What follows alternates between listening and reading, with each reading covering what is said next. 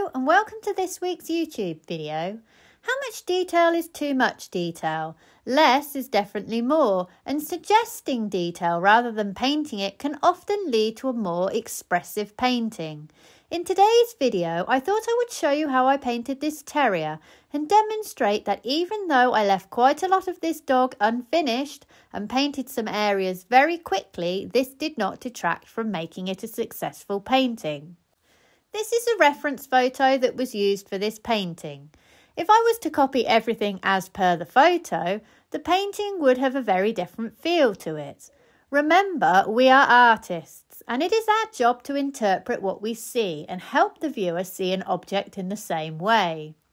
We also have the advantage over the camera in that we can exaggerate what we see and use brushstrokes to suggest movement. We can also choose how much we develop each area of the painting. The most important thing for me are those eyes. The gaze of the dog is very direct. If I paint it right, the dog will look right at the viewer. The colour markings of the fur around the dog's face and eyes is quite mottled, but I immediately know that I need to simplify that in larger colour blocks.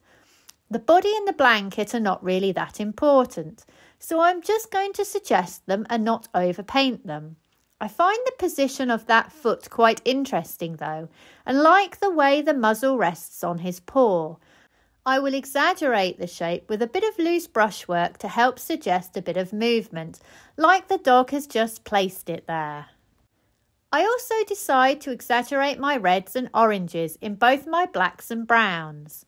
This is because I have quite a bit of green in the photo, and I know red and green look amazing together because they are complementary colours. I also decide to push the sofa closer to blue so I can make use of the complementary pairing of orange and blue, which also looks amazing together. I have made a lot of decisions about how I'm going to paint that photo before I start. If I had made none of these choices and instead just painted the detail of what I saw, that is what my painting would reflect. It would be detailed but lacking in interpretation. So before you start, think about what you want to do with the object you've chosen to paint and then concentrate on doing those things. Let's have a look at my palette for this painting. The colours I am using are cadmium yellow light, yellow ochre light, transparent yellow oxide, cadmium red, alizarin crimson, transparent red oxide, ultramarine deep and titanium zinc white. I've mixed up a few other colours as well. This includes a black red, a black green, a purple, 2 oranges and another green. I'll be mixing my brown and my grey from colours on my palette. Notice I have 3 yellows and 3 reds. All of these colours are on my palette because they do different things. My cadmium colours are my most saturated opaque colours, but my yellow ochre light is a semi-transparent warm yellow, warmer than my cadmium yellow. My alizarin crimson is my cool red. My 2 transparent colours are really useful for mixing into white because they hold their colour well. They are also really useful for mixing into blacks because they do not lighten like my semi-transparent and opaque colours. They are also great for mixing into colours when I want more fluid paint. So I will use all these colours, but I want them to do different jobs on my painting. To get that lovely orange brown, I'll mix my black red with this orange. If I need to lighten it still, I'll add some yellow ochre light. This gives me that really punchy orange brown. If I want to mute it a little, I'll add a little of either of my greens. As I move into my greys around the eyes, I've mixed up cadmium yellow light, purple and white. If this grey shifts warmer, I'll add my alizarin crimson. The dog's fur shifts between my black red, my brown oranges, my purple, my grey and of course white. Notice that by adding a little warmth in that sofa area, it really helps the white of the dog's nose to pop. The colours in the sofa are a combination of blue, transparent yellow oxide and alizarin crimson. There is quite a bit of yellow in that blue, which then helps to merge into green. Remember, green and blue are next to each other on the colour wheel, so they are harmonious. Also, there is quite a lot of warmth in this green in the shadow areas, so I'm mixing in reds and oranges into the shadows. I am working with a cool light source here. Remember the rule, cool light equals warm shadows. So my palette has taken care of my exaggerated colour. My brushwork will take care of the rest. I mentioned at the start of this video that I wanted the eyes to stand out. To do this, I will select a small round brush and paint the eyes with detail and hard edges around the rim. I'll also make sure that my nose is quite highly rendered too, but I'll only use this same brush for the nostrils. I'll switch to a flat synthetic brush because I can make my strokes a bit more expressive by flicking my hand a little when I lay my paint. You'll notice on the face that it takes me 2 layers of paint to get the likeness. The first layer is a bit of a sketchy scumbling layer, and it's just really to get the paint down. I use a flat synthetic brush. On the second layer of the paint, I'll switch between the flat synthetic brush and my Eclipse Coma brushes. It depends what I am trying to do.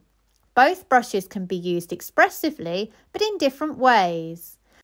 I'd say I use the flat synthetic if I am aiming for more definite contouring, or if I want to flick the paint around, or if I want more definite edges. But be warned, this brush can easily pull the paint off, so I have to be careful how I lay it if working wet on wet. In this instance, lay the paint more like laying a sticker rather than trying to brush it on. The Eclipse Comas are really soft and will consequently give a much softer edge and effect. I can also easily brush wet paint over wet paint with this brush without the fear of pulling the underneath layers off. Notice for the dog's body and paw, I developed the painting very little after that first scumbling layer. That first layer will always have more movement in it because it is done roughly. So if I develop that paw further, it would knock out the movement I had created in my first layer. So I just tweak around the nails and make sure my shadows look convincing. But you can see the paper surface through the paint. There is no need to develop it any further. What will that add to my painting? Plus I have some great contrast between the sketchy nature of my paint on the body and the highly rendered eye and slightly less rendered nose. Learning how to handle paint takes practice, and it is not necessarily something that can be easily taught. The way artists hold and lay their paint will all be personal to them.